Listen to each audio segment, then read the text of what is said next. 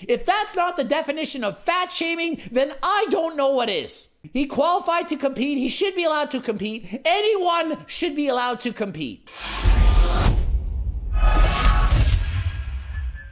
Coach Greg, and once again, somebody overweight, obese is competing in bodybuilding and people are up in arms. Why would this guy compete? Look at him. Look how out of shape he is. How do they allow this guy on stage? He's an embarrassment. He should be ashamed of himself. How dare he get up on stage competing out of shape? It's disrespectful to all the other competitors. Complain. Who freaking gives a shit? How does that affect you? He gets up on stage, obese, morbidly obese, whatever. How does that affect you? If I'm in a competition and I dieted for 16 freaking weeks and I'm 4% body fat and a guy next to me is 50 pounds overweight, I could care less. But again, people want to complain. To me, this is actual fat shaming. Healthy at every size, you know I'm against people saying that. But let the freaking overweight guy compete. Who freaking cares? We're going to go over a video by Nick Strength and Power, see what does he think, what do the people think, what are people saying, and how do we stop this? And we're not just talking about his conditioning was off or he missed his peak. He was clearly in a body fat percentage range of like 25% up. And so here's the thing. People are clueless on what body fat percentages look like. Nick is quite literally looking at this guy saying, well, he's clearly overweight. He's probably around 25% body fat. This guy would need to diet for 4 months to have a chance to be in striking distance of 25% body fat.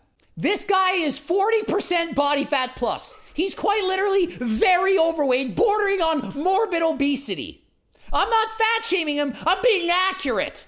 I'm not going to say 25%. That's disrespectful to people who are actually 25%. I would never have a client bulk up in the off season to this percentage of body fat. And you're thinking, but you just said you're not fat shaming. I'm not. I'm being very descriptive, honest, and saying exactly what he looks like. I'm not fat shaming. I'm calling him very obese, which is what he is. It's not fat shaming. It's like if he competed was 7 feet tall, I'd be like, hey, he's very tall.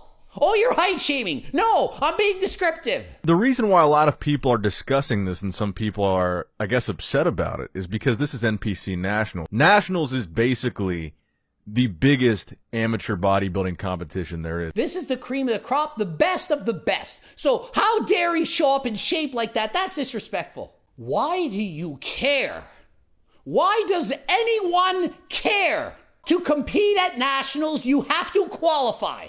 He qualified, therefore he gets to compete at Nationals. Whether he's amazing or looks like dog poop, it doesn't matter. It doesn't matter. The Rock knows it doesn't matter. And I would say, under any other circumstance, at any other show, I don't think this is a bad thing. And so Nick's saying, well, if it was an amateur event, well, then not a big deal. You know, novice competition, it's his first time. You got to let people start somewhere. And if this is the starting point, then so be it. But this is a national competition. You have to qualify. Don't show up to Nationals where all these competitors on that stage pretty much worked their asses off. They qualified. They earned a spot there. Well, guess what? Do you know how easy it is to qualify for Nationals in many sports? Do you know how easy it really is? In Canada, the top 3 at even my competition, the top 3 qualify for Nationals. Do you know how many age groups there are? Weight classes? Categories? Some people win by default. They are the only one that show up in their division and they win. Some people I've seen win uncontested in multiple categories. 3-time qualified national champion against no one. They put everything they can into this show, and then you just show up not in shape. And I have no sympathy for that. And so how do you change the rules? You can't. The winner has to go. Oh, you won, but you don't qualify. Why? Oh, you're too fat. Really? Says who? I won.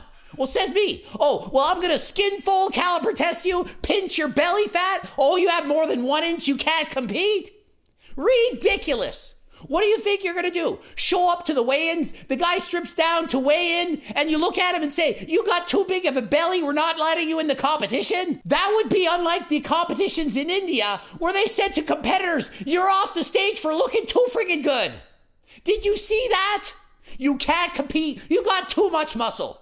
Quite literally happened, made videos on it. So to me, if you don't let someone compete because they're not good enough, it's the same thing as not letting someone compete because they're too good. It's ridiculous. Last I checked, when the Jamaican bobsled team sent a team to the Olympics and they don't have any snow in Jamaica, how can they train properly? The best from each country can go.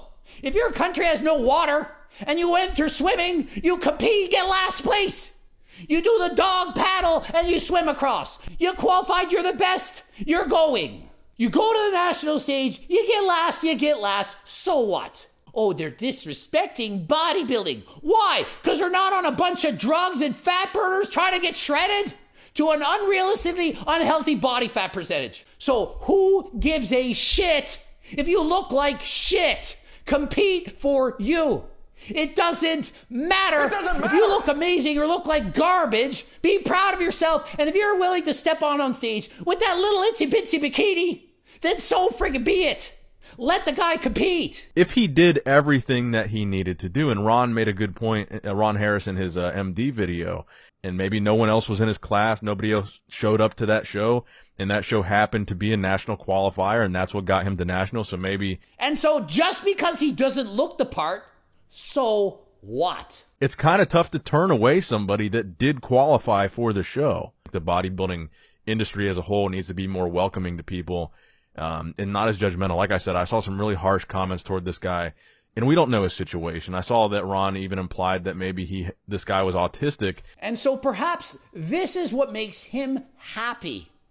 Maybe this makes him happy. And I don't have any type of bone in my body that feels bad for him or saying, oh, well, maybe he didn't know, or maybe he doesn't get it, maybe he can't do it. Like, no, he's never showed up to any show in shape. Regardless of how he looks, this brings joy to him. In the same way that someone can do a marathon and walk slowly the whole time, Grandma Josephine completed in 8 hours, 3 hours behind everyone else, and it makes them happy. And so who are we to discourage people from doing something that makes them happy just because we don't like how they look? If that's not the definition of fat shaming, then I don't know what is. He qualified to compete. He should be allowed to compete. Anyone should be allowed to compete. Hopefully you agree with me. If you don't, you're just wrong, and I don't give a freaking shit. Ending it here. GregDoucette.com for coaching. Greg Doucette IB Pro. Please watch the Bloops. Harder Than Last Time supplements, including Turkesterone. Also got a brand new book, the Circle Diet Book. It's not a cookbook. It's a diet book. My life's work put into a book, 160 pages, written out.